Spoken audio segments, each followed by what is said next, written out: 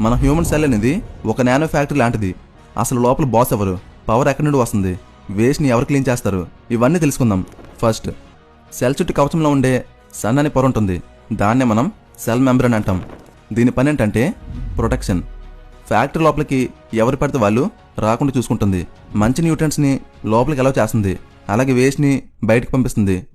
Gate దాటి లోపలికి వెళ్తే అక్కడంతా ఖాళీగా ఉండకుండా ఒక జెల్లీ లాంటి లిక్విడ్ ఉంటుంది. దాన్నే మనం సైటోప్లాస్మా అంటాం.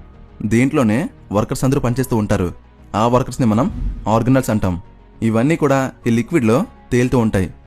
ఇప్పుడు మన ఫ్యాక్టరీలో మోస్ట్ ఇంపార్టెంట్ ప్లేస్కి వచ్చాం. అదే న్యూక్లియస్. ఇది మన ఫ్యాక్టరీకి CEO క్యాబిన్ లాంటిది. ఈ CEO క్యాబిన్లో ఒక సీక్రెట్ బుక్ ఉంటుంది.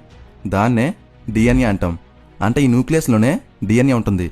మన బాడీ ఎలా పనిచేయాలి అనే కంప్లీట్ బ్లూ ప్రింట్స్ అన్నీ కూడా ఈ DNAలోనే ఉంటాయి. ఎక్కడి నుండే ఆర్డర్స్ వెళ్తూ ఉంటాయి.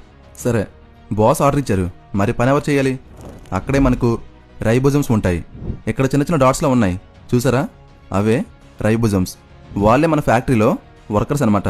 వీళ్ళ మెయిన్ పని ఏంటంటే ప్రోటీన్స్ని తయారు చేయడం. మరి తయారైన ప్రోటీన్ ఫ్యాక్టరీ మొత్తం తిరగాలి. అందుకే దానికోసం ఎండోప్లాస్మిక్ రెటిక్యులం ఉంటుంది. రైబోజమ్స్ వీటిపైన ఉంటాయి. ఇది ఒక బెల్ట్ కన్వేయర్ లాంటిది. ప్రోటీన్స్ని ఒక చోట నుండి మరొక చోటకి ట్రాన్స్ఫర్ చేస్తూ ఉంటుంది. నెక్స్ట్ ఏంటి? ప్యాకింగ్. అక్కడే ఎంట్రీ ఇస్తుంది గోల్జీ బాడీ. ఇది మన ఫ్యాక్టరీలో అమెజాన్ ప్యాకింగ్ డిపార్ట్మెంట్ లాంటిది.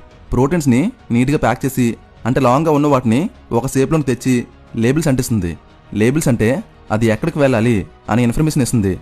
మరి ఇవన్నీ పనిచేయాలంటే వీటికి పవర్ కావాలి. మరి ఆ పవర్ ఎక్కడి నుండి వస్తుంది? అదే మైటోకాండ్రియా. దీన్నే సెల్లో ఉండే పవర్ హౌస్ అంటారు. మైటోకాండ్రియా లేకపోతే ఫ్యాక్టరీ షట్ డౌన్ అయిపోద్ది. అంటే సెల్ అనేది పని చేయదు. మరి ఫ్యాక్టరీ పనిచేస్తున్నప్పుడు వేస్ట్ కూడా వస్తుంది కదా. మరి ఆ వేస్ట్ని ఎవరు క్లీన్ చేస్తారు? లైజోజోమ్స్. వీళ్ళు మన ఫ్యాక్టరీకి స్వీపర్స్ అనమాట. అంటే క్లీన్ చేసేవాళ్ళు.